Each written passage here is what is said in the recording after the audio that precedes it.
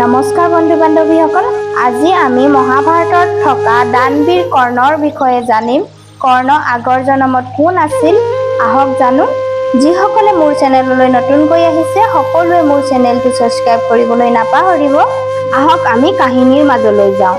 এবাৰ ভগৱান সূৰ্য দেৱতাক এজন অসুৰে সাধনা কৰিছিল। সূৰ্য দেৱতাৰ বহুত প্ৰিয় ভক্ত আছিল। তেওঁৰ নাম আছিল দম্বুধৱ। সেই অসুৰজনক বৰদান দিবলৈ সূৰ্য দেৱতা প্ৰকট হৈছিল। অসুৰজনক সূৰ্য দেৱতাই সুধিলে, কি বৰদান লাগে? অসুৰে ক'লে, অমৰ হোৱাৰ বৰদান দিয়ক। সূৰ্য দেৱতাই ক'লে, মই অমৰ হোৱাৰ বৰদান দিব নোৱাৰো, বেলেগ বিচাৰা যদি দিব পাৰো। তেতিয়া অসুৰজনে ক'লে, মোক এনেকুৱা বৰদান দিয়ক বহুত কবচ থাকে, যাতে মোক কোনেও মাৰিব নোৱাৰে। সূৰ্য দেৱতাই অসুৰজনক 1000 কবচ বৰদান হিচাপে দিলে।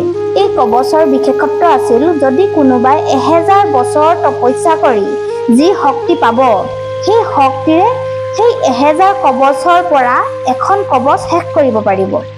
লাখ বছৰ তপস্যা কৰাৰ পিছতহে কোনোবাই সেই অসুৰজনৰ কবচবিলাক শেষ কৰিব পাৰিব।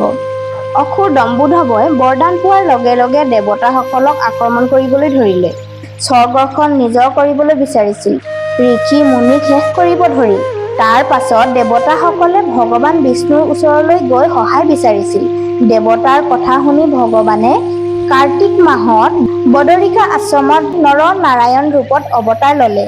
সেই বদৰিকা আশ্ৰমখনেই আজিৰ দিনত কোৱা হয় বদৰীনাথ ধাম। নৰে নাৰায়ণক সুধিলে যে, হে নাৰায়ণ, আমি ইয়াত জন্ম কিয় লৈছো? ভগৱান নাৰায়ণে ক'লে, অসুৰ দম্বুধৱক মাৰিবলৈ এই আশ্ৰমত জন্ম লৈছো। নৰে ক'লে, আমি দম্বুধৱক কেনেকৈ মাৰিব পাৰিম? তেওঁৰ ওচৰত 1000 শক্তি থকা কবচ আছে। নাৰায়ণে ক'লে, সেইকাৰণেই এই বদৰিকা আশ্ৰমত জন্ম লৈছো, কিয়নো ইয়াত যদি এদিন তপ কৰো তেন্তে 1000 তপস্যাৰ ফল পোৱা যায়। যেতিয়া অসুৰ দম্বুধৱই আমাক ইয়ালৈ মাৰিবলৈ আহিব, তেতিয়া আমি এদিন তপস্যা কৰি এখন কবচ শেষ কৰিব পাৰিম। প্ৰত্যেক দিনেই তপ কৰি এখন এখন আমি কবচ শেষ কৰিব পাৰিম।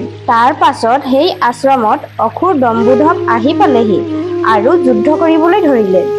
নৰে যেতিয়া যুদ্ধ কৰে, সেই সময়ত নাৰায়ণে মন্ত্ৰ জপ কৰি থাকে। এদিন যেনেকৈ এখন কবচ শেষ কৰে, লগে লগে বেলেগ এখন কবচ খোল খায় আৰু সেই নতুন কবচখনৰ পৰা ওলোৱা শক্তিয়ে নৰ বেহুচ হৈ পৰে। লগে লগে নাৰায়ণে যুদ্ধ কৰিব আৰম্ভ কৰে। তেতিয়ালৈকে নৰে বহি তপস্যা কৰি থাকে। আকৌ যেনেকৈ আনখন কবচ খোল খায়, তাৰ পৰা ওলোৱা তাপে নাৰায়ণ বেহুচ হৈ পৰে। লগে লগে নৰে যুদ্ধ কৰে। আকৌ এখন নতুন কবচ খোল খালে, লগে লগে যুদ্ধ কৰা যেন বেহুচ হৈ পৰে আৰু আনজনে যুদ্ধ কৰিবলৈ ধৰে। এনেকৈয়ে যুদ্ধ কৰি কৰি নৰ আৰু নাৰায়ণে দম্বুধৱৰ সকলো কবচ শেষ কৰি পেলালে। শেষত মাত্ৰ এখন কবচে বাকী থাকিল। দম্বুধৱই এখন কবচত থকাৰ কাৰণে ভয়তে সূৰ্য দেৱতাৰ ওচৰ পালেগৈ। সূৰ্য দেৱতাই ক'লে, তুমি ইয়াতে লুকাই থাকা। বদৰিকা আশ্ৰমলৈ গ'লে তেওঁলোকে তোমাক আকৌ মাৰি পেলাব, কিয়নো তাত 1000 বছৰ তপস্যাৰ ফল এদিনতে পায়। গতিকে তুমি ইয়াতে থাকা। কিন্তু আনফালে নৰ-নাৰায়ণে ইমানেই তপস্যা কৰিলে যে তাৰ পৰা পোৱা শক্তিয়ে দম্বুধৱক একে দৃষ্টিৰে শেষ কৰিব পাৰিলেহেঁতেন। কিন্তু নৰ-নাৰায়ণে সেয়া নকৰিলে। তাৰ পাছত সূৰ্য দেৱতাৰ বৰদানৰ ফলত দম্বুধৱ পৃথিৱীত কৰ্ণৰ ৰূপ লৈ জন্ম ল'লে। যেতিয়া সহস্ৰবলী কৰ্ণ মহাভাৰতৰ যুদ্ধত আহিল, তেতিয়া নাৰায়ণ ভগৱান শ্ৰীকৃষ্ণৰ ৰূপ লৈ পৃথিৱীত জন্ম ল'লে আৰু নৰ অৰ্জুন ৰূপত জন্ম ল'লে। ফ্ৰেণ্ডছ, এয়াই আছিল আজিৰ কাহিনীটো। আপোনালোকে নিশ্চয় গম পালে কৰ্ণ আগৰ জন্মত কোন আছিল, অৰ্জুন কোন আছিল, এই সকলোবোৰ কথা। আৰু বদৰীনাথ ধামৰ বিষয়েও গম পালে। আৰু বদৰীনাথ ধামলৈ যদি আপোনালোকে যায় তেন্তে তাত নাম জপ কৰিবলৈ নাপাহৰিব। আজিলৈ আহিছোঁ, বাই বাই ফ্ৰেণ্ডছ।